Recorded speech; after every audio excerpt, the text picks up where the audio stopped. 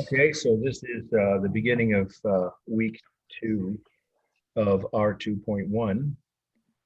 And we have a few things I need to just, get Progress. house cleaning. Hello, welcome. Wow, that's interesting. We're reading in front of the Bridge. That would be a good place to learn about architecture, which we aren't covering in this class. Not architecture. Okay, we've got 2 more people. Let me get them in here. Uh, Okay, here we go. A couple of announcements. Let me get to the speaker view just because it's easier for you to see what I'm going to talk about. As you can tell by this horrible lighting, I'm coming to you now from deep inside the bowels of Annalee Hall in Santa Rosa on the main campus, where I teach my evening in-person class. And so we were talking about this last 2 classes. I'm not going to keep taking roll after this. Here's what I'm going to do. There were a few people who have not dropped, but I didn't at least hear, or I don't believe they answered here in the first 2 classes. So just only these names I'm going to call of those who are still on my roster, haven't dropped. So just take less than a minute or so. And if they are here now, please then make your presence known. And then that's the last time I'm going to do that because I have to drop people by, well, actually next week is the deadline, the 3rd week, to draw people who don't show, and how do I know someone's shown? Okay.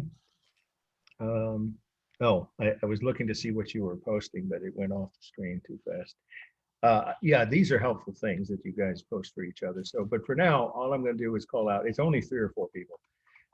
Okay. Alyssa Garcia, is she here? Wasn't here the first 2 times. One more time, Alyssa Garcia. Okay, moving on. Oh, is Haley Chevalier here? She was here the first time. I'm not going to drop her because she's. Yeah, I'm here. Oh, good. Thank you. That's good to know. So hopefully there won't be any drops, but if there are, I need to know by the end of this week. Catalina Tanner. Catalina Tanner.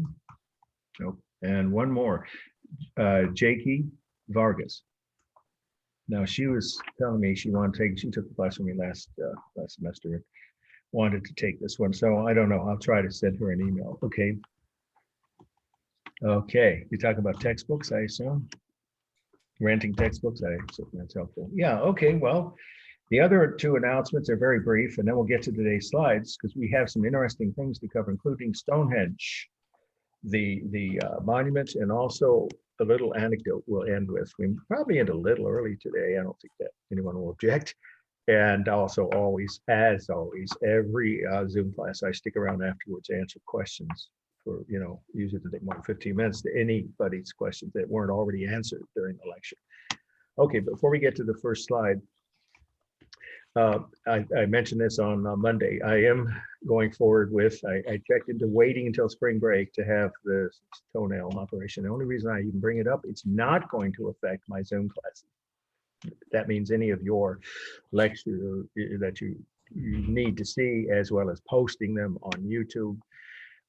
But this coming weekend, I'll be out of it. So I'm going to just, I'll send everybody an email probably tomorrow morning before my operation at 3. The reason I'll do this is just a heads up. If I don't respond to your emails for the first 2 or 3 days, that's what they tell us, 48 to 72 hours before you're able to cut back on painkillers.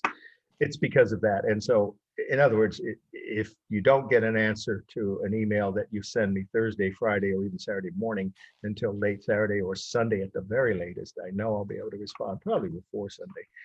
That's the reason. Not that I'm ignoring anybody. I don't do that. I always try to get back to people within 24 to 48 hours, but this time it could be more like 2 or 3 days if you email me. Now, if you want an immediate answer, there's a solution: voicemail. The point is, I'm supposed to keep my feet elevated for most of the first few days after the procedure. So for me to sit at a laptop and do even a half hour of emailing would be a problem. So you may get to see me in a different setting on Monday and Wednesday's class of next week. But I think by Monday, it's not going to be a problem. But in order to respond to an urgent message, you should call my voicemail. it's on your syllabus, but in case you don't have that right easily in front of you, boy, you're supposed to have it with you, of course, each week. It's a Berkeley area code. It beeps me, so I know I have a message, and I check several times a day, every day of the week, not just weekday. So that's the number if you have an urgent question you want answered before Sunday, between Thursday and Saturday. It's 510-717-6536. There it is, right at the top of all your syllabi. All right, any questions that anybody have? Because I did have an issue, and thank you guys pointed it out to me, and I was aware there was some issue, but I deleted the repeated lecture from the end of last semester. Actually, it was about Frank Lloyd Wright architecture that somehow got to, I have no idea why, but it was on me. I deleted that, but the other one got deleted as well. So I sent everybody in my 2 online classes the same email. The information, if you missed the first week's lecture, or you just want to go back and review about course grading policies, right? That's exactly the same information that's in the art 1.1, exactly. And I put that in detail in how you can find that on my YouTube channel. It's been posted. If you really want to see that information, you should have it already, though, in writing, of course, with the course policy handout that we've gone over the first day of class. But since some people weren't here, or you want to review that, you have plenty of time. That'll be posted all semester on my YouTube channel. So I explained that very clearly. Also, and this was, I give the credit to my daughter, tech savvy as she is. I didn't realize that when you get the attachments, some people are saying they couldn't get the attachments or didn't know where to find them. I was assuming they went through your student portals. Well, apparently sometimes, but most of the time they go to the personal email that you gave. No one ever explained that to me because I'm on the other end of that process. So now I understand why some people look maybe in the wrong place indirectly due to my misinformation. I apologize if that was a problem. In other words, you should have seen an email from me for the 9 elements of composition. We will go over those next week. And those certainly will have shown up in every currently enrolled students as of yesterday. I don't have any new, right? Nobody's here. Is there anybody here new who just enrolled? I should have asked that at the start before I took roll. Anybody who just joined? I don't think so, according to the roster. I just checked this morning. All right. In other words, if you join late, that's different. Then you need me to go back and forward to you personally, individually, the handouts that were sent before you joined the class. That's the only exception. Otherwise, everyone else can access them.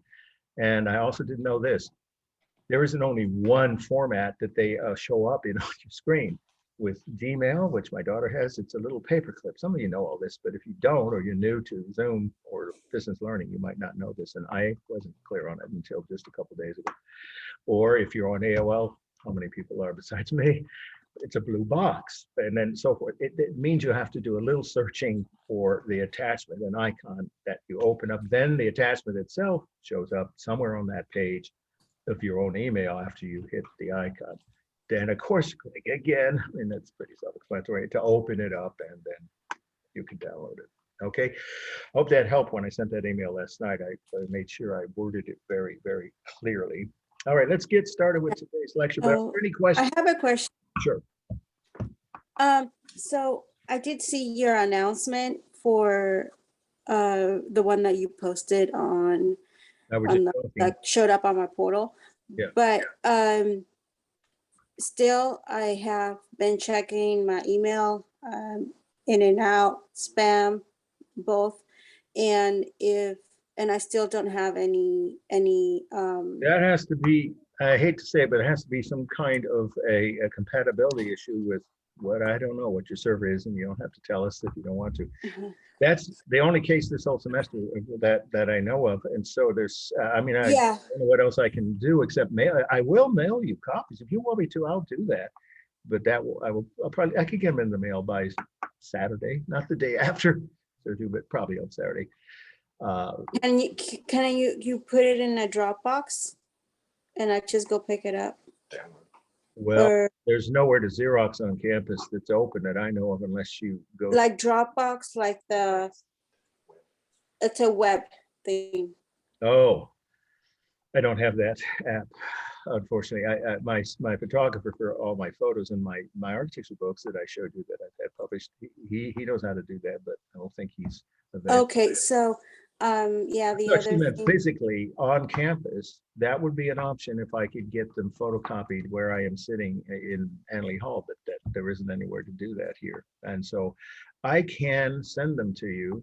That's, I we need to already, move on. I, I don't want to, you know, just ignore the fact that you're having trouble, but I don't know what else to do except that physical copy. yes, Do you want me to I emailed, send me I your, emailed you a new email that works okay. best for me, and it's a SRJC email that Oh, I, I'll so try I emailed, more time, but I wouldn't be surprised if it still doesn't work because of some kind of a incompatibility issue. We need to kind of get to the slides, but what I'll do is I'll try that. Oh boy, I think I'll have time in the morning before I go into the doctor's office. I think I will. I'll make an effort to because you've been asking. So all right. So they're stored on my computer at home, not on this laptop. It's already nearly full every time I finish a week's worth of 4 lectures that are recorded. You know what I'm talking about. Those are the biggest files that any laptop can hold. And this isn't a large capacity laptop. It's a decent sized one, but it doesn't hold, you know, all my files. Those are on another computer. That's why I can't do it from here. So I'll have to okay, do it in the morning. I think I can tomorrow. I'll check okay, email and I'll make an effort. I might even be able to do it tonight if I get home, you know, before 11, depending on traffic. I leave Santa Rosa for Berkeley at about 9. I, All right. yeah, I understand, you know, everyone's Sure, busy sure. Let's and, move on, but just check your email after 2 p.m. because I wouldn't do it any later than that. It'll probably be sooner. All right. And then okay, confirm if you got them. Okay. So now any other quick questions that, yeah, let's go ahead and get into the first slides, which are topic. Let's pull up that slide now, do the screen share. The first must know slide is a very interesting work that's world famous. And we're going to spend a little time on it because it's very high possibility. I also do this for my students' sake. I always have done this since I've been started teaching here over 20 plus years ago. When we get to a slide, this is one of them.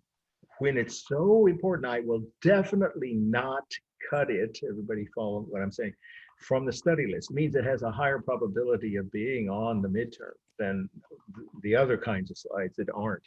I call those, you know, this one, I call them important, the most important slide. So this is, well, obviously all the slides in the syllabus, you have to take notes, right? Because any one of those could be on the midterm. And again, after that, the second half, those slides could be on the final.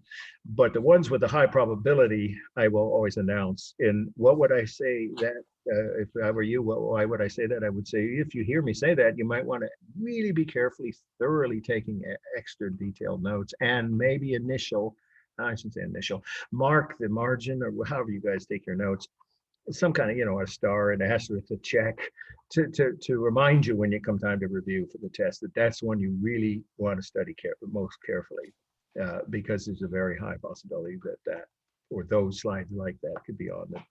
There are 2 of those today.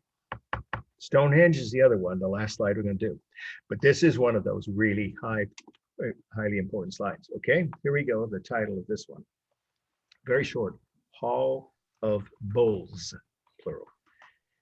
It looks like only one bull in this. I'll explain why that title is plural in a minute. Title: Hall of Bulls. Everyone knows how to spell those words, right? But the location, we give you the city and the country, sometimes only the country, because there's a bunch of halls of bulls all over Europe. But this is the most famous one, Lascaux, France. And of course, I'll spell the name of the town. It's outside of a town called Lascaux, Lascaux, Lascaux, France. 15,000 BC or BCE, if you prefer.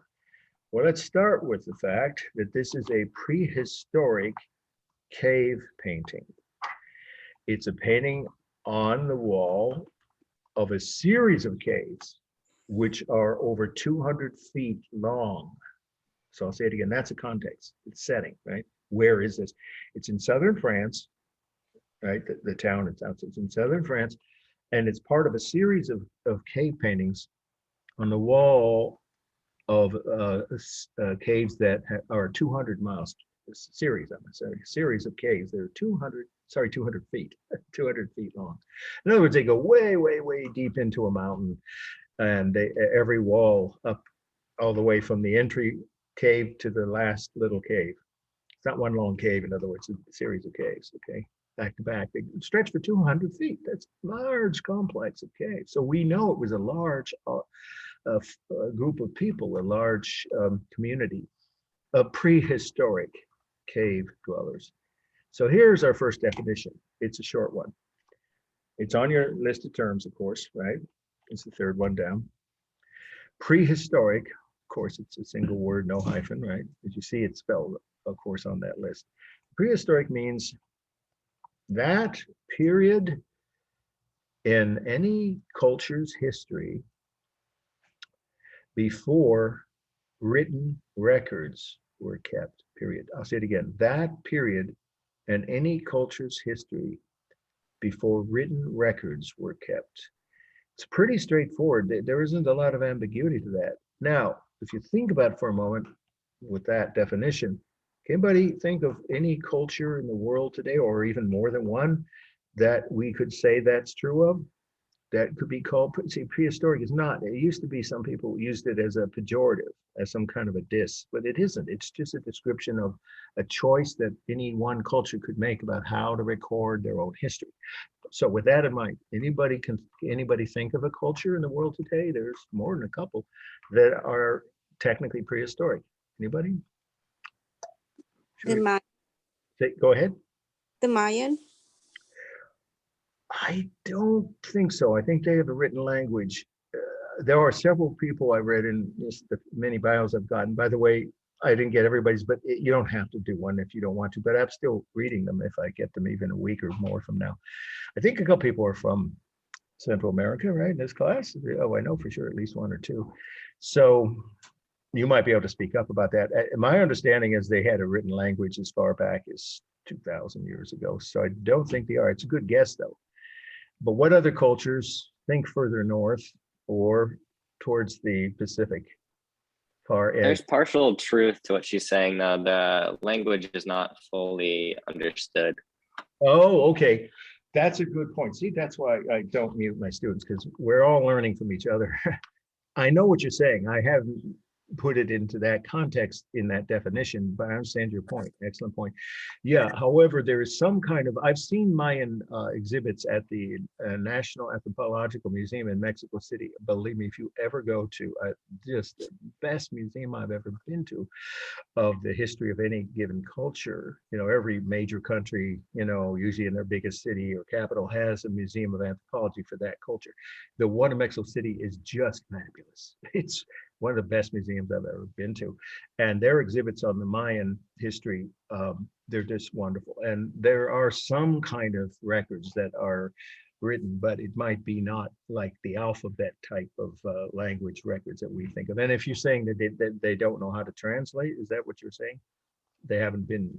Those records haven't been fully translated? The person who just, I don't know who that was, it just spoke. There are like certain parts of it that aren't like completely understood or like being like been able to translate. Yeah, but that's different than saying you didn't try to record them, is my point. So let's talk about, we want to move on, but I'll give it one more shot just to see. There are cultures further away from us than Mexico, either in the Pacific, on the edges of, everybody get where I'm trying to point to, or very far up north where they don't keep written records. Anybody know what I'm talking about? Okay. Nobody? There are certain island cultures that mostly rely on like oral tradition. Exactly. I don't think they have written languages. Some remote islands. Pacific Islander cultures. And then another one is the Aboriginal cultures in Australia. They keep records in a different way. Doesn't mean they don't know their own history. Of course they do. And they, have a great sense of their own past. But it's oral. Right. And the other I'm thinking of, no one got, was Inuit. We used to call Eskimo. That's not supposedly acceptable now. But in any case, far north of Canada, right? That's basically where most of them live. And of course, there's the Lapps in Finland, northern Finland.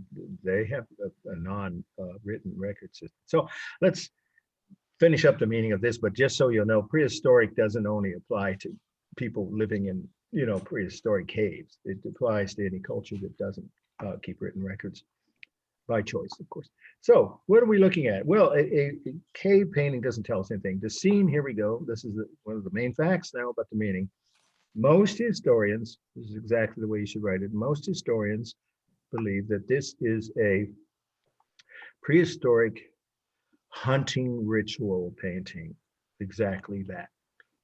Most historians agree, I do too, that it's probably, because there's no written records, we just have to look at the picture and guess. It's probably a prehistoric hunting ritual painting. What does that mean? That means that it was painted by a holy man. It probably was a man, you can say holy person if you prefer, but the right word is shaman, which isn't gender specific, right? Shaman with an SH, not another definition now. It's not on your list, so I won't give you a new definition. Just, means a holy person. A shaman would have either done the painting of these scenes of these animals or directed members of the tribe, to paint them. Why? That's the bottom line. Why did they do this? Just to entertain themselves? And they were too busy surviving. I think most of you can guess. If you've read Stockstead, you already know the chapter on prehistoric art. They did this in order to guarantee a successful hunt of these animals. If it is, in other words, a hunting ritual painting, it had a purpose, which is to guarantee a successful hunt of these animals. So now another question. And again, there's no right or wrong here, so I welcome any response. Why did they depend on these animals? Well, we kind of already can guess for food, but what else could they use these animals for after they hunted them? Anybody? Okay. For their hides.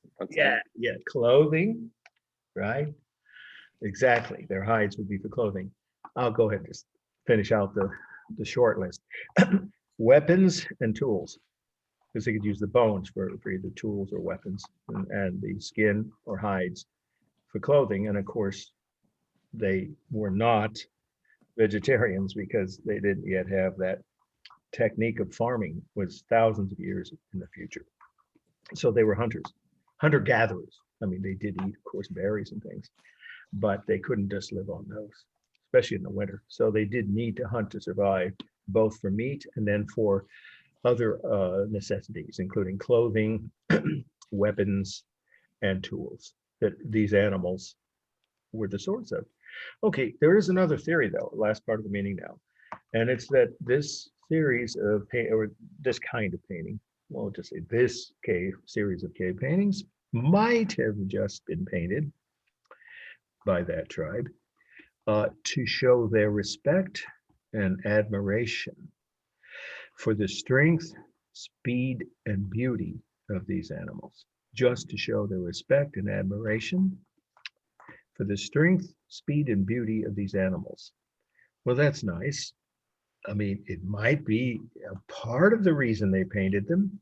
I don't doubt, if they hunted them, they recognized that these animals were, well, magnificent.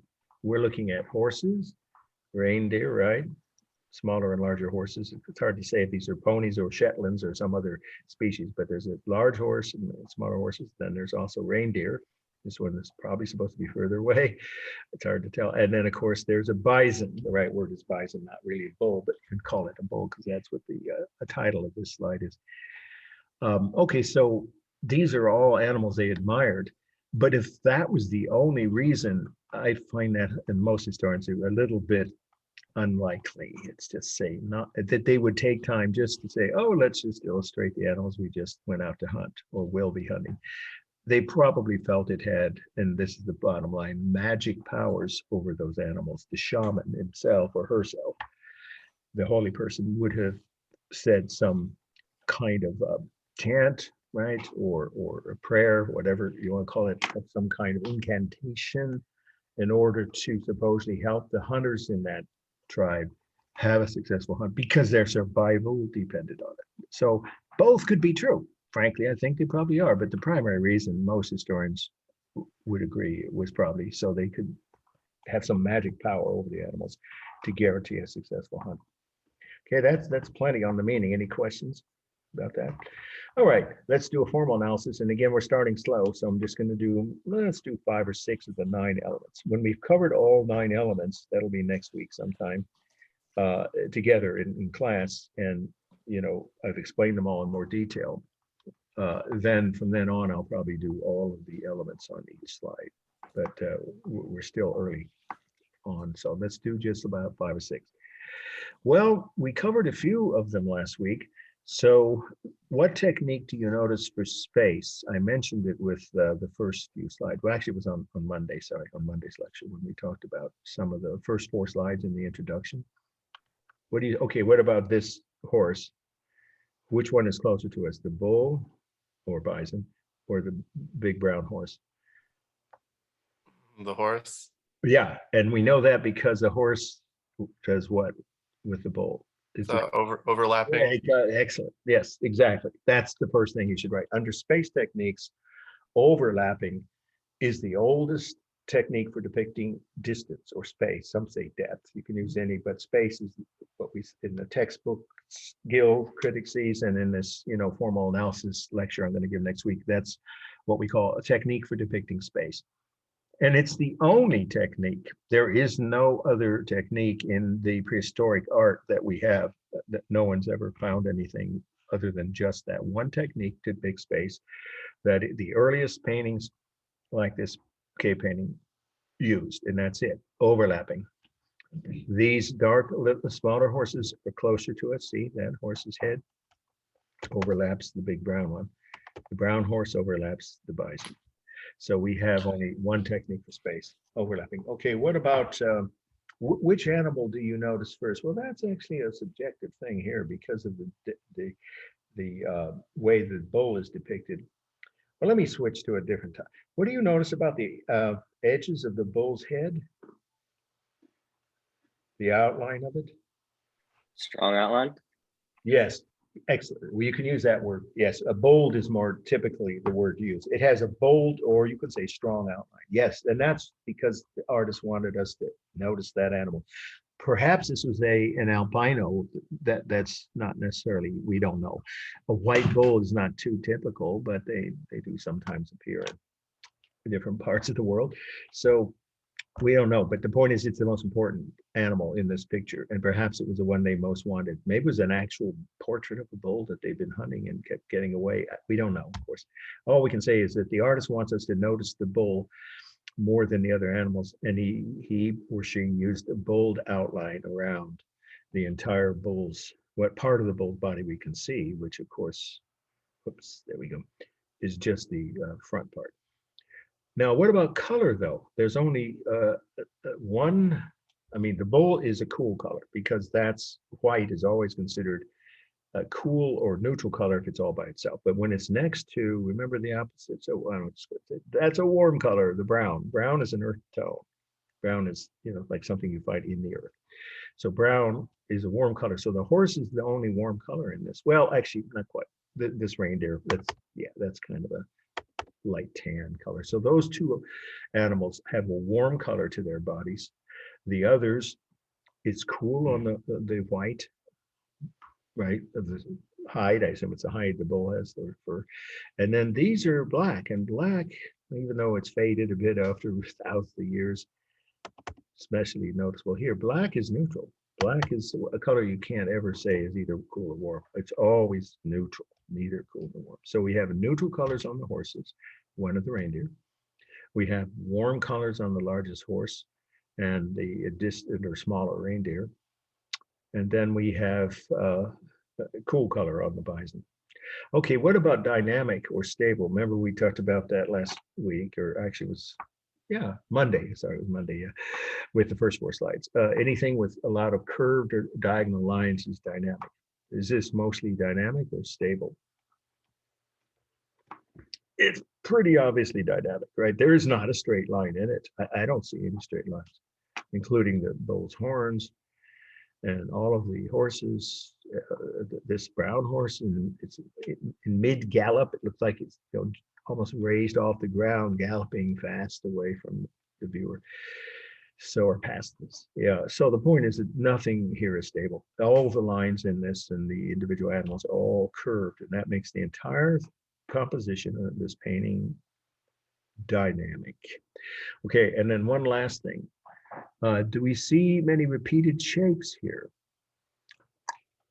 Of course, the legs and heads and backs of the four horses. Well, actually, this one doesn't quite look like a horse, but definitely we see, and the horns on the two reindeer, and then two horns, two or more objects of the same shape or similar shape is called rhythm.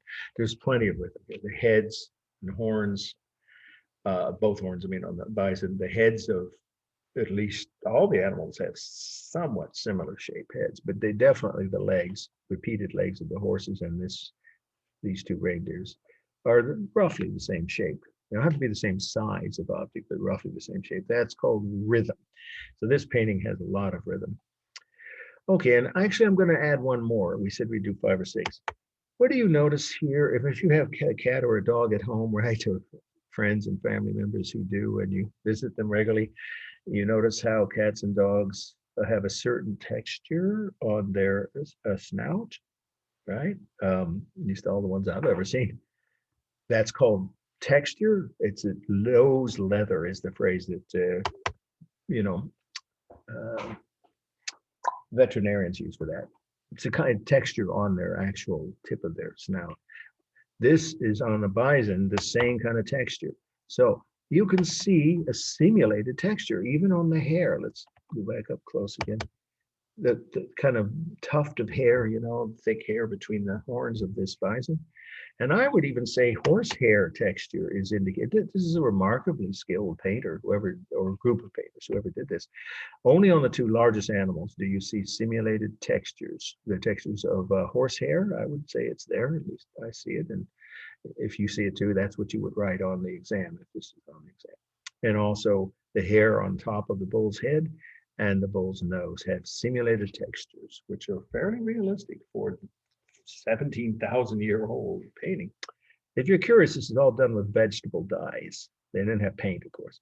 So it's pretty impressive. Okay, any questions before we move on to the next must know? All right. All right, this is again from the syllabus. So it is a must know. And it's called Woman from Villendorf. Woman from, third word, Villendorf is a city in Austria. So the location's the country. I'll spell, the title is, again, the third word in the title is Willendorf, Willendorf, Woman from Willendorf. The country is Austria. I think everybody knows, right? Austria, where Arnold Schwarzenegger is from. 22,000 BC or BCE. So this is the oldest work we're going to see this semester. In fact, I think it's the oldest one in Stockstead that there's illustrated there. So it's prehistoric. It's a kind of object, so this is your next definition, just below historic. An amulet. Don't confuse that with something you make with 3 eggs, not that kind, but spelled completely different and obviously no similarity in the meanings. So I'll spell it for you. Of course, it's on your handouts. A-M-U-L-E-T. What does that mean? That's an object that can be held in the hand of an adult person, comma. Okay, an object that can be held in the hand of an adult person, comma, which grants that person magic powers. They believed it would, of course. Again, the second part, which grants that person magic powers. So if this is an amulet, right, it's got to be small enough to be held in a normal adult human being's hand. And it is, it's about between 4 and 4.5 inches tall. It may look bigger in this picture, but it isn't. So you can hold it in your hand. In other words, you can carry it with you easily. So what magic powers could this hold, and what was the purpose of it? That's, of course, the main part of the meaning of this slide. Okay, well, let's start with the fact that it's obviously a woman, but if you look it up online, some of you may make flashcards if you want to use for the test with open book, open note. You could do that, or you could just, use whatever form of copying from Stockstad's pages, but she calls it woman from Villendorf. But I got to tell you, every other art history text and every other art history professor I took art history, I told you, at Santa Rosa. I'm sorry, I met at Berkeley before I started teaching at UC Berkeley. They won't call it that. If you're looking it up, it's called Venus of Villendorf. And that's not a small fact. The fact that it's called Venus of Villendorf is because the main, I always give you the primary theory first, the one most historians believe is the purpose. So what do most historians believe? Just say most historians believe that this was a Venus, which was a type of amulet that gave power over fertility or helped increase human fertility. So here's another view of it. But this one is, I think it's more, you see slight different angle. To me, this is a more straight on. So let's see, I think there might be one more. No, that's the next must know. Yeah, I every so often play around with trying to add slides, of course, to my lecture notes, lecture files. All right, so let's say what that means again. I'll repeat that. If this is, and most historians believe, a particular kind of amulet called a Venus, that would grant the person holding it. And who else would have these but one of two things? A shaman, we already mentioned that's a holy man or woman, or a doula, right? Midwife, if you prefer, but I think the preferred term is doula. So it could be someone who wasn't even a high priest, or it could have been a high priest who carried these objects, these Venus objects, because there were thousands of them found. I'll repeat that, in Austria and other parts of Europe, but especially where this one was found, thousands of these same kinds of carvings, very similar, were found in prehistoric burial sites and caves. So they must have been commonly used. What for? To guarantee healthy childbirth or a conception. So it could be used either at the beginning, of procreation, right? To try and have a, successful pregnancy, or upon the delivery of a child. And that we know they did because there's evidence of that a shaman, a man or a woman, or a doula, sometimes the doulas were priests as well as a midwife type figure, might show up in that cave, was almost certainly in a cave when birth was imminent, and say some prayers or chants, however you want to put that, with this object. Why? Does anybody know what the infant mortality rate, or have an idea, even or guess, was in prehistoric times? Some historians have pegged it at 1 out of every 3 births, the child didn't survive. That's called infant mortality, if you didn't know that phrase. So you want to put that in your notes, because that's the reason they would have carved this object and brought it with them, the doula or the shaman. Sometimes it'd be both. It might be the shaman came with the doula, and then he or she would hand this Venus over to the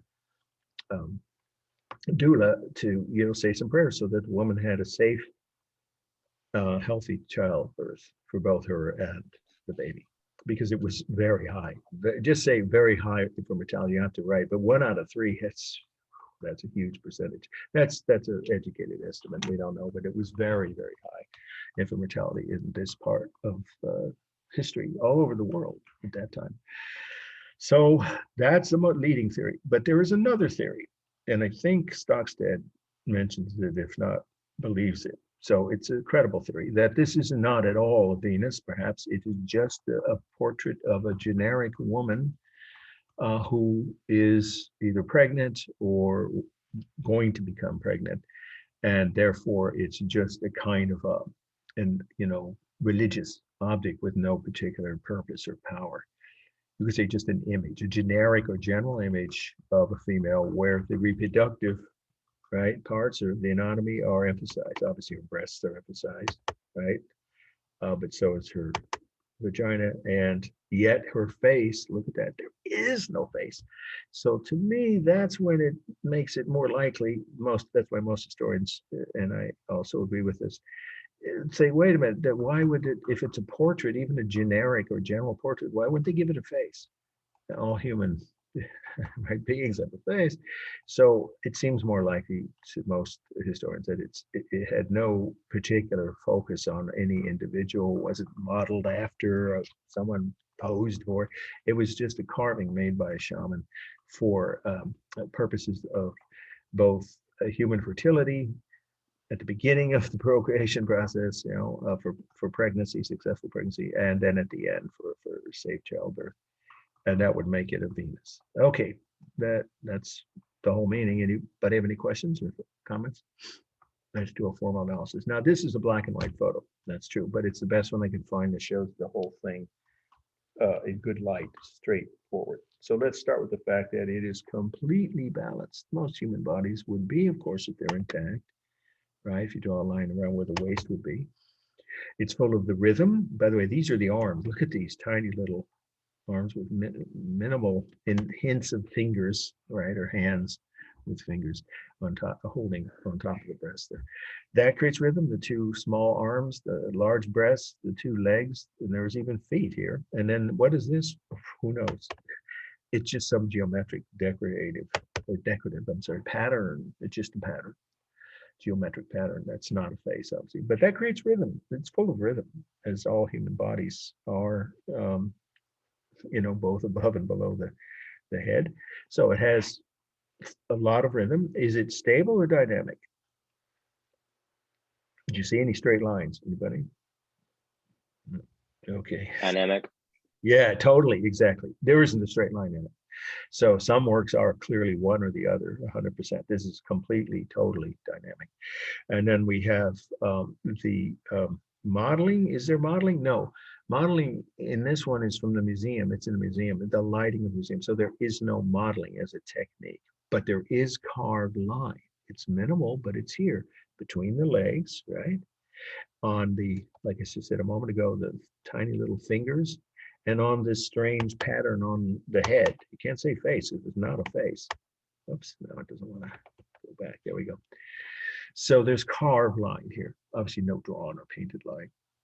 Sculpture almost always has carved line. Now, is there simulated texture? I don't really see that. It's a texture, real texture of the rock. It's gotten smooth because it's been handled by, who knows, hundreds, if not more people, probably archaeologists and museum curators. So just say it's smooth now, been perhaps worn down a bit, but it's still mostly, there isn't any cement texture that I can see. Maybe you do. If you do, I wouldn't, like I said, I give you some flexibility if you see things differently on some items of formal analysis. I would say it's the real rough texture of the stone. Even though the light makes this part look smooth here at the tips of the two breasts, but it's really just the actual real texture, unless you want to count this, but what is it simulating?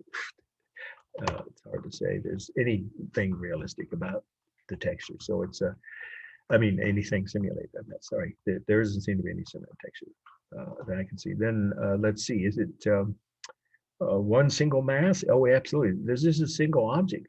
A human body in sculpture, a single portrait of a single human body is going to have a single mass, unless that is a person carrying a weapon, a sword, a spear, a shield. We'll see that when we get to Greek and Roman sculpture. Then it'd be more than one mass, or a helmet on a person's head. This is just the body, so it's a single mass. And as I already said, it's balanced. And the color is actually warm. Let's go to this. That's actually the color. So since you can't see it, you can just write that on there. All right, any questions? Okay, we're doing well on time. So let's get to the next must know. And then we can take a break and I'll show you something that's not on syllabus where you want to take notes, but don't despair, because the most important slide of the day, today's lecture, is the last one, Stonehenge. There's a lot to say about Stonehenge. Okay, this is the third must-know slide on your syllabus. And it's just called Bison, one word, B-I-S-O-N. France, the country's location. The date, the little c, you can ignore that if you want, because I told you didn't need to remember the letters in front, but at the end of a date. So little c or circle means we don't know the exact year. About 13,000 BC or BCE. Okay, this is prehistoric. All of the works today are prehistoric, but that's part of the meaning, so you want to put that in your notes. It's a prehistoric piece of carved bone.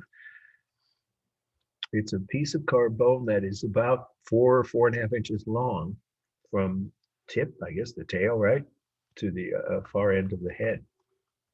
But it's obviously a portrait of an animal, a bison, the kind we know they hunted. We just saw that in the cave painting. So this could have been an amulet, and if it was carried by a shaman, a holy person, it could have also been to what purpose? To guarantee a successful hunt of this animal. But here there might be a different purpose or a different meaning, I should say, because most historians, again, this is from all the years of research I've done and many classes on prehistoric and early world art that I've taken and taught, look at the way the mouth is posed and the tongue, that would be the tongue. Let's get up close. It looks like this animal is licking itself. It's, hide, right? So that could be because it's in discomfort, like an itch or even a wound, or an insect bite, so either a bite, a wound, or an itch that is making it uncomfortable. And it's, as cats and dogs, those of you who have them at home do a lot of, some more than others, needs to lick that spot where the discomfort is coming from. If that's the case, we don't know because there's no written records. But if this is not an amulet, then it's just a portrait of an animal in discomfort. And that would mean that the artist was showing some kind of empathy or sympathy for the animal's discomfort. Or even if it's a wound, it could be an actual, open wound, then that would be even more so the animal's pain. He's identifying, she, the artist, we don't know who did it, of course. It's carved from a piece of bone. And it might, so the two theories are, it could either be an amulet meant to guarantee successful hunt of a bison in general, specifically, perhaps one, but general hunting of bison. So that's one of the two leading theories. The other is that it's just a portrait that an artist chose to make of an animal in discomfort or even possibly in pain. And that means the artist was showing their identifying with or empathizing. There we go, empathizing. You could say sympathizing, but the right word is empathizing with this animal's discomfort. That would be unusual for this far back, and it would probably show that that artist had some spare time, right, to do that instead of just trying to help the tribe's hunters capture these animals. We just don't know. Could be either or even perhaps both meanings. All right. There's not a lot more about the meaning on this, but the formal analysis, let's do at least 6 of these. Here you got overlapping of the horns over the head and the head over the body. There again is the only technique known in prehistoric times to depict space. Here, is there simulated texture? Well, let's get up close. Look at the nose. Is there some hint? I mean, this is more pixelated when you get close than the images that you can see in the textbook. What about on the hair, on the head? Even the horns? Oh yeah, there's similar texture here. It's pretty good, pretty well done for a piece of bone carved. And of course, that's similar texture that mostly it's on the head, of course, would have been done only with, there's only one technique, carved line. Remember, line can be in a drawing or painting outline, but in a piece of sculpture, and that's what this is, of course, it's carved line. Is this stable or dynamic? Anybody? Any straight lines, anybody? Well, should be obvious. I can't say a single straight line, none. It's very, very dynamic. But is it balanced? That leads to some disagreements. I've had students say in class in the past at times, well, to me, it looks unbalanced toward the left. It depends on where you draw the line.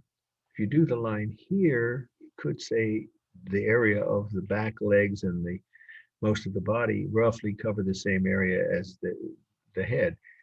I leave that to you to decide. I think of it as, more I look at it, the more I feel it's slightly or somewhat unbalanced toward the left, because of the size of the head and the back. It's almost like the animal had a hump or something, right? So that feels or makes it feel mostly unbalanced toward the left. But I wouldn't dispute it if you wrote on the exam that this could be seen as balanced. Top to bottom, I think it is balanced. If you draw a line across the middle of the body here, because look how big this area is compared to this. Whoops, I need to hit that. Okay, and then we have the rhythm, of course, of the legs. I mean, they're not very defined, right? But they're there. And of course, the two horns and the hair on the head. So there's quite a bit of rhythm. And then we have the color. This is the actual color. It's almost a cool grayish color, but bone tends to be, usually a warmer tone. Well, not necessarily. That's right. Skeletons can be just almost white. So let's just say it's a cool off grayish. There we go. Cool grayish color. It's really not warm, at least in this photo. And that's all you have to look at when you have a slide like this on the test, is whatever you see in that photo, even if it's not exactly what. Let's see, I didn't have another one of it. Yeah.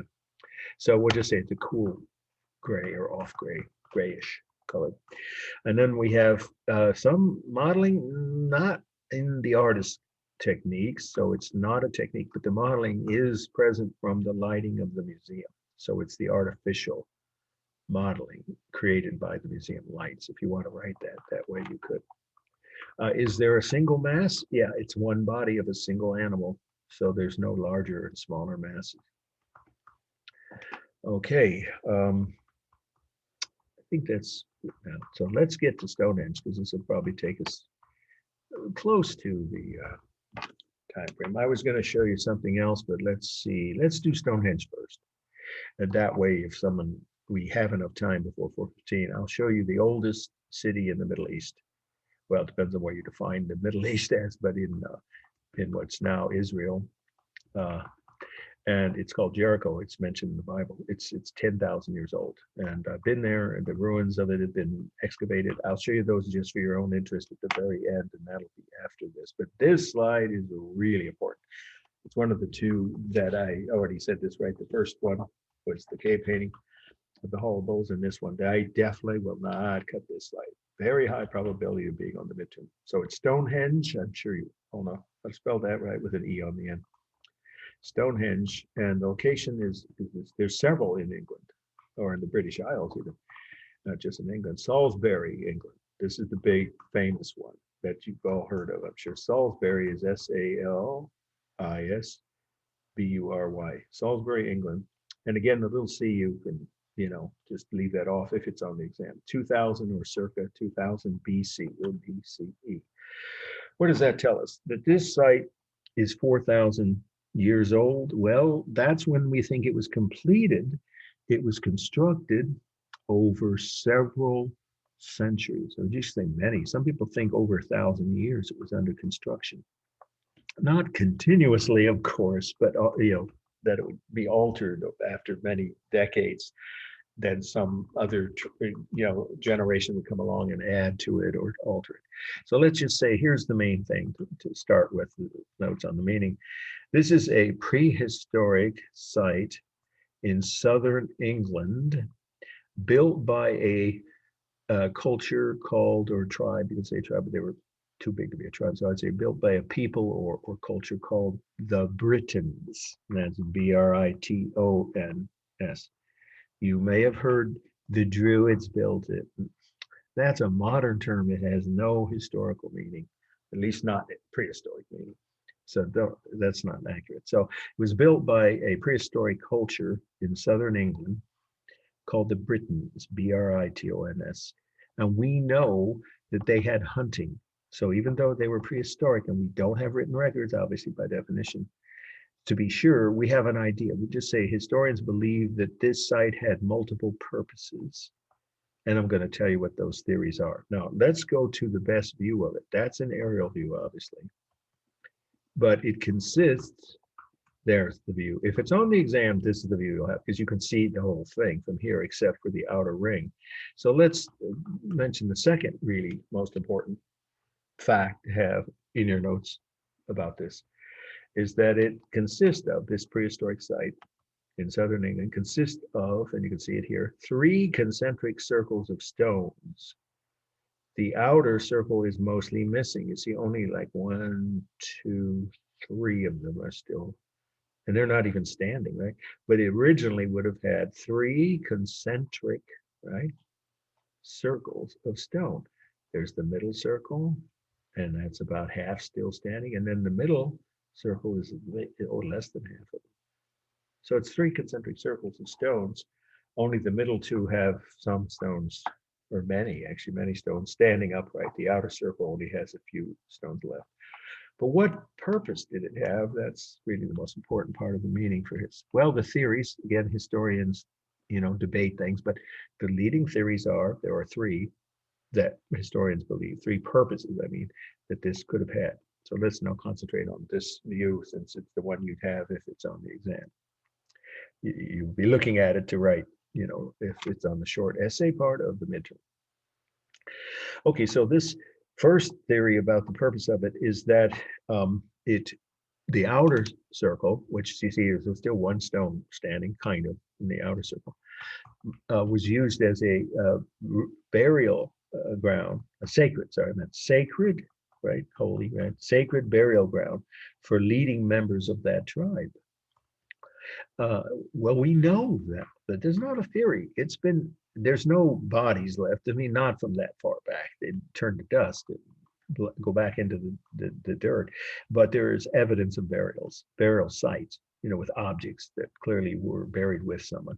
So once again, I'll say that the first theory of how and why, the purpose for which Stonehenge could have been constructed is that the first circle stones, that's the oldest part, the first part they built, would have been used as a burial site, a sacred burial site for leading members of that tribe. Well, now we almost certainly know that that's true. Well, what are the other 2 theories of why it was built? Okay, one of them is that it was the leading theory, most historians now agree, that it was an outdoor astronomical observatory. That should surprise a few of you, but not if you've read about Stonehenge. I'll say it again slowly. The leading theory is that another purpose for this site was that it was an outdoor astronomical observatory. What does that mean? It marked the seasons, and now we know that's true.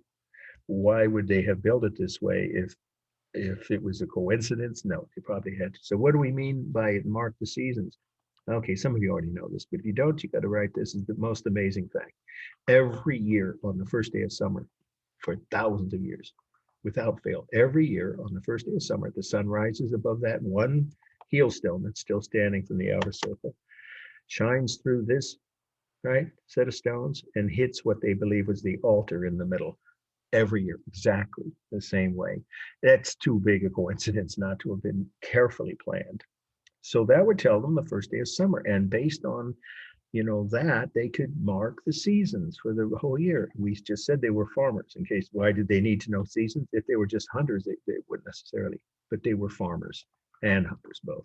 So they needed to know when to plant and when to harvest and how soon, to start getting ready for that year's planting and harvesting. So knowing the first day of summer would really help. And of course, the opposite might be true, but I've never read that. It is that on the first day of winter, maybe that, the rays of the sun would have come the other way. But don't write that, because that's not something I've ever read.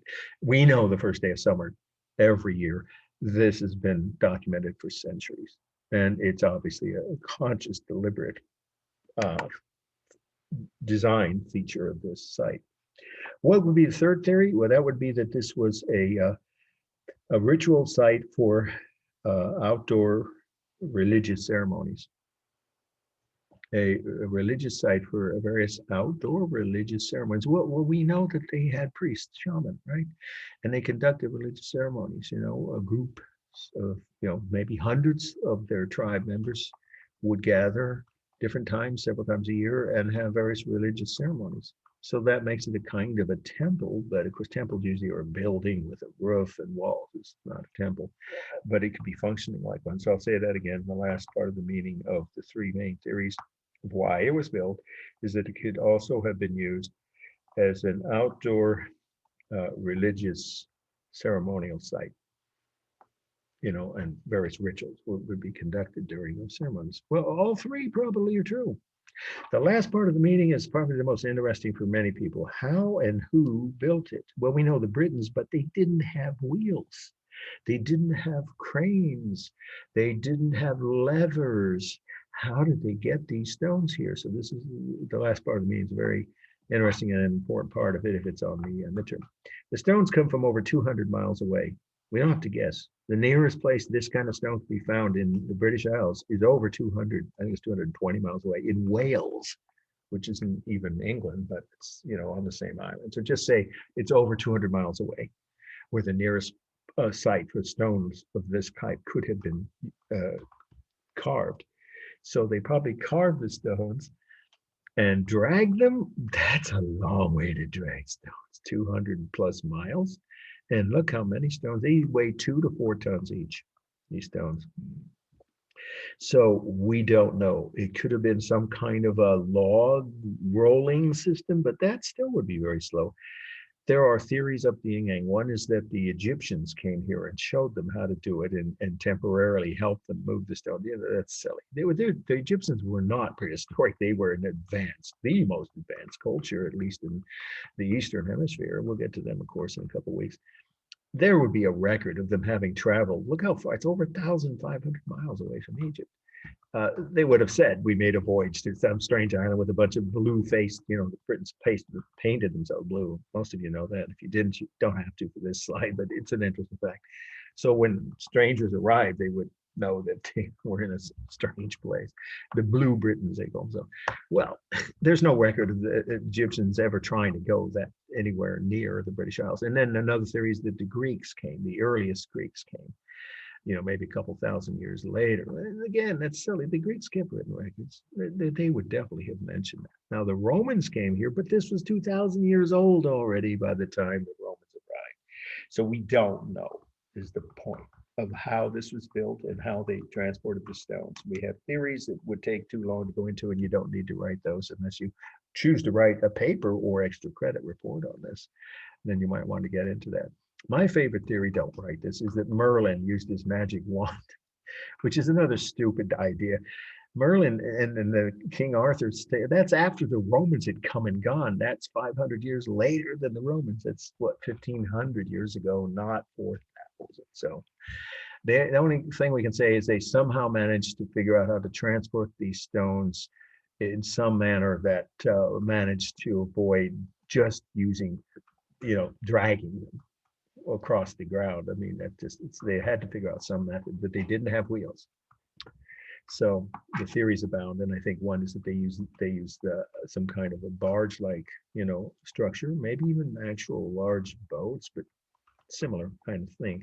They could have floated some of the stones from where they were carved to about 40 miles away, but they still would have had to get them that last way across ground.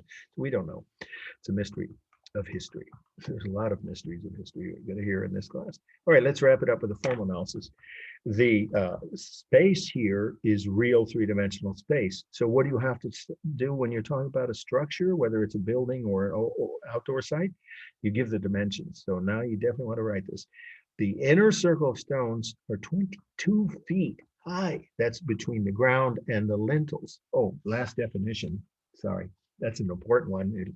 High probability of this definition appearing on at least in one place on the midterm. Monolith and lintel. Monolith and lintel. It's in front of you, so I shouldn't need to spell because we want to end just a tad before 4:15, as I promised. Monolith, right, with a TH, and lintel with an EL. Monolith and lintel is the technique used to construct Stonehenge. The definition now. The technique used to construct Stonehenge, in which the upright stones are called monoliths and the horizontal stones are lintels. Again, the upright stones are called monoliths and the horizontal stones are called lintels. Now, what that is the oldest form of architecture known to the human race. It's what every culture, once they decided to stop and live in one place, right? They needed permanent structures. Unlike nomadic cultures. Once you begin to see people staying in one place and constructing sites or buildings, this is the oldest method of construction, the first one human beings figured out, because it forms a kind of a doorway or an entryway, right, around which the rest of the wall would be constructed. You have to write that last part, but just the definition, everybody got that of monolith and lintel is pretty important. That's what we see here. So let's now do the formal analysis, and then I'll like I said, show you just 3 or 4 pictures of that very old city, just for your own interest, and take any questions after that. All right, these monoliths in the middle are 18 feet high, and the lintels are 4, but you don't have to get that detailed. The entire total height of the inner circle of stones was 22 feet. That's massive. Each one of which the monoliths weighed 4 tons. That's a lot of mass or weight. And then the central or middle circle, the stones are 18 feet high to the top of the lintel, of course. So that's the actual dimensions. And most of the outer circle, the stones are either half gone or disappeared, as you can see. So just those 2 circles, you need to mention the dimensions. The real space is 22 feet high for the inner circle, 18 feet high for the middle circle. Okay, and then we have the rhythm. Wow, this is all about rhythm. The monoliths and lintels are almost, now they've worn down over the centuries, of course, over the millenniums, thousands of years, but these are pretty close to being not intact exactly, but nearly so. You can see the shapes. They would have carved the edges. So here there is line, it's carved line that's on the edges, and the way we can see it is the modeling or shadows created by the sun when it hits at a certain times of the day. So modeling here is natural, but it's from the sun. It's not artificial. It's not a technique of the design, but it's an effect of the carved stone. Okay, and so then we also have, what are the largest masses? Well, you probably should be able to guess from what I said, but I'll make sure it's clear. The largest masses are the inner circle of monoliths, okay? And then the second largest mass, again, most of you can guess, is the outer circle of monoliths. The third largest mass is the inner circle of lintels. And if you care to go to the fourth largest mass, there only are 4 masses, would be the outer circle of lintels. Those in corresponding order are the largest sizes of these 4 different sizes of stones. Okay, the texture is real rough texture of stone. There is no cement texture. The color cool. It's actually a kind of cool green. I'm going to show you my own slides of this in just a minute or so. But let's see, are we missing? Oh, dynamic? Well, both. The circles of the shape of the arrangement, I guess a better word, the arrangement of the circles, that's obviously dynamic, but the individual stones are all stable. So it's both. Balanced, when it was new, it was totally symmetrical. We know that because the evidence shows it was complete circles. All 3 actually, including the outer circle. So you could just say it no longer is balanced, but originally it was when it was intact. Am I forgetting anything? Let's see. I think that's enough for now. Yeah, there's, I already mentioned space here is just the real dimensions. Okay, now you can stop taking notes, and I'm going to show you some of my own slides that I took when I was there. Not that last one or this one. This is a commercial slide, but look how neatly lined up those lintels are even after 4,000 years. These are my own stones, sorry. This is my own set of slides I took of the stones. You can't do this anymore, folks. You can't get up close like I was able to when I was there the last time. They put fences around it. Not fences, but wire ropes to prevent you from getting too close, unfortunately. And I'll admit as to why. This is, someone visiting here. Obviously, the guy was about 6 feet tall. It gives you an idea of how huge there's 18 feet, and then these are 22. You can see what we were saying about the immense size of these stones.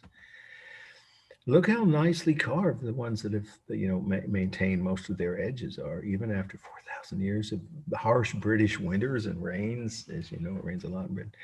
But I'm going to tell you at the end of this selection, just about 4 or 5 more slides, something that happened when I went there the first time when I was 19 or 20, I forget, in college, hitchhiking my way through Europe. And something on the night before I left England that almost caused me not to be able to go home and spend several months in jail. It's something you don't want to do if you go visit them. Okay, I'll get to that at the end. Now that's a commercial slide. You may be able to tell by the attire of the people as far as the 60s. I bought these, but these are my own. It's just amazing when you walk around here. When you used to be able to get up close, of course. But even though they've deteriorated, yes, obviously after all these thousands of years, there's still enough left. This was my favorite. Look how finely carve the edges of these stones. So what happened that I recommend you don't do? Well, you probably would have trouble getting with. Here's the view where the sun probably hit this stone as the tallest. This stone's 25 feet. Would have been the altar where the sun rise every first day of summer and hits that stone right through these two. See, that comes straight through and hits that altar. Okay, I'm going to go back to the first view and tell you something that I'll keep it to 90-second or the 2-minute anecdote. When I first went there, I had studied it in class just like this one at UC Berkeley in a big lecture hall, and I just had to see the sunrise. It wasn't the first day of summer, but I just wanted to see the sunrise over Stonehenge. So I hid in my sleeping bag. You see this?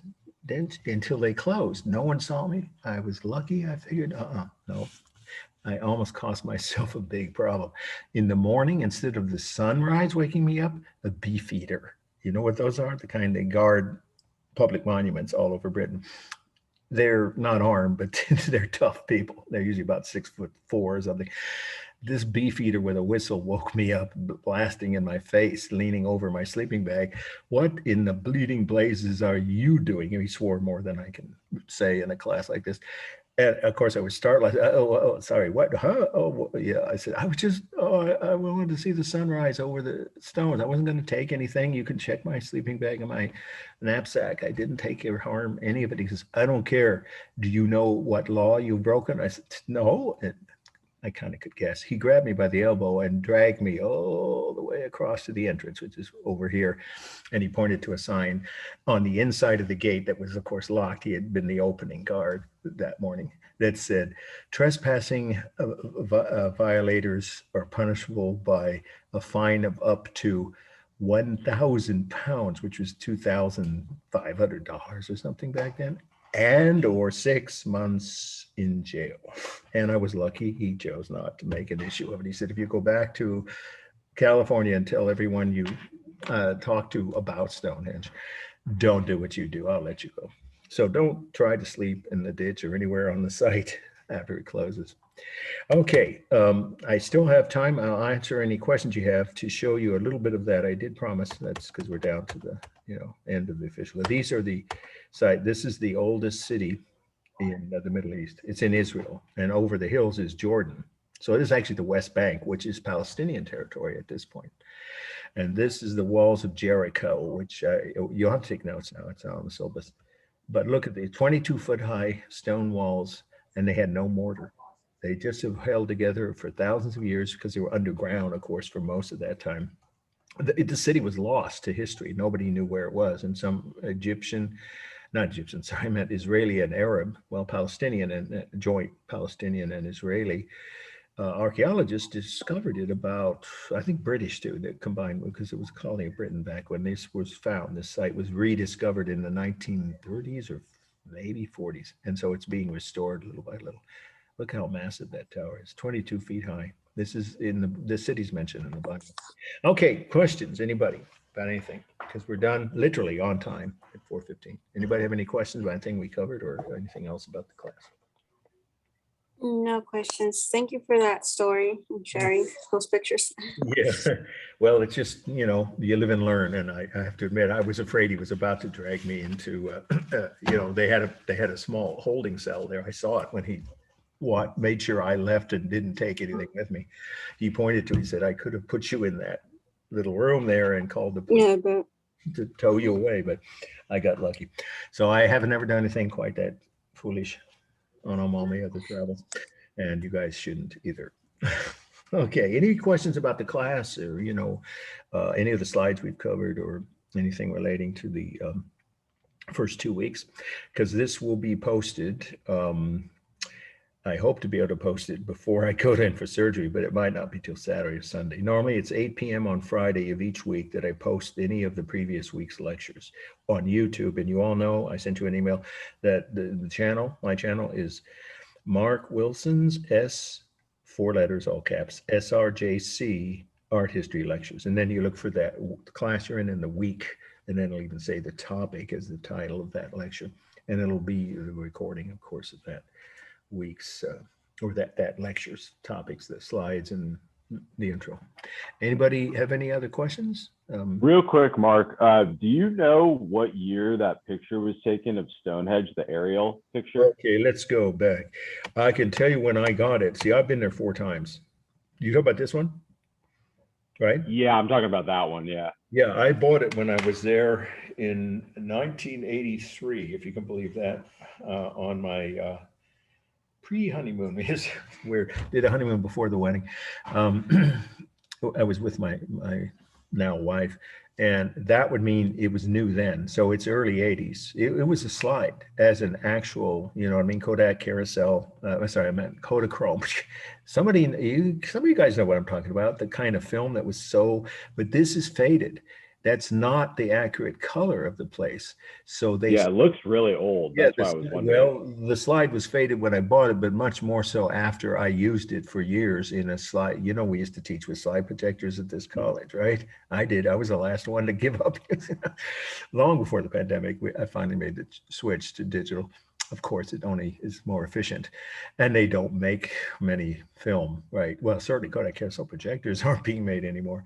So that's why it looks faded. I bought it and it was much better than, here, I'll show you the evidence for that. See that?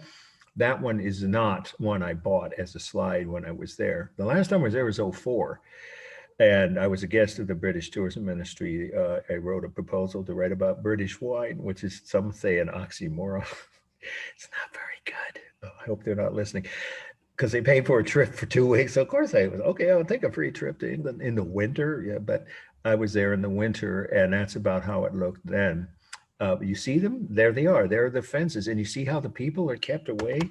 You see that there? But now the fences go all the way around, and you wouldn't be allowed to even go, unless you're a special group that you got advance permission and you're with someone from the British Interior Ministry or whatever it's called, National Trust, they call it.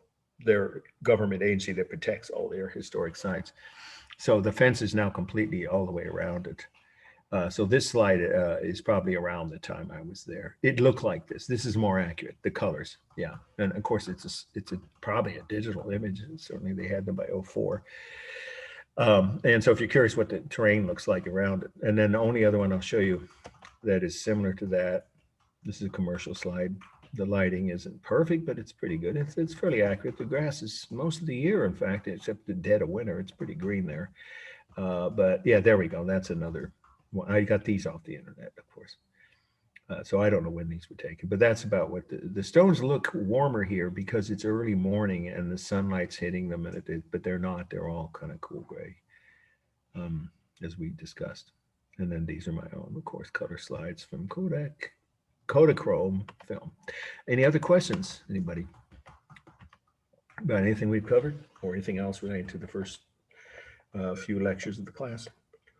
Did anybody join us late who wasn't here the first 2 times? Because I'm going to have to drop anybody. I think it's only 2 people who haven't stated they were present or turned in a mini file. Speaking of mini files, you can do them anytime, but sooner is better than later if you want me to read them and have an idea of your background. It's not required, though. I used to require it, but I already said what that is, and that's in the handout. I'm sorry, in the email I sent everybody yesterday with, some updating the information. So I will post this lecture. I don't think too many people joined us late, or if you just want to review it, of course you will for the exam review for the midterm. But I'll post it sometime this weekend, but I don't think we'll be doing it on Friday, the day after surgery. So no later than Sunday, and I'll send an email when it's been posted. And I'll see you all on Monday.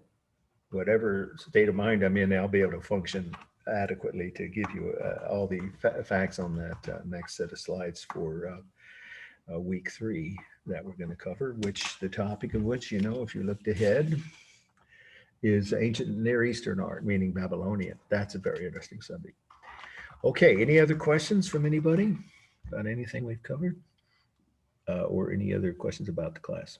Now's your chance. Of course, you can email me, but remember, I'm not probably going to be able to respond from Thursday till Saturday at maybe as late as Sunday. I do plan to watch the game on Sunday live. Yes, I'm going to watch the game. My daughter's rolling her eyes. She's not a football fan, but it's a big one for those who care. But after that, I will no later than Sunday early evening, I guess. I certainly, if not sooner, I'll be able to respond to any emails you send me. If you have an urgent question, I think I just said this, send me a voicemail and I'll get back to you much more quickly that way, within a day or so.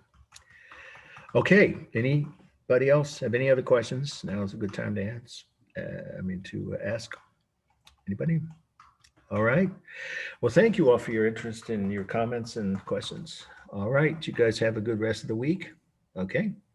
Have a Thank good one, you. Mark. Take Have a care. good Have a good one. weekend. Bye. Yeah. Take Go care. Niners. Good luck. Thanks. I appreciate it.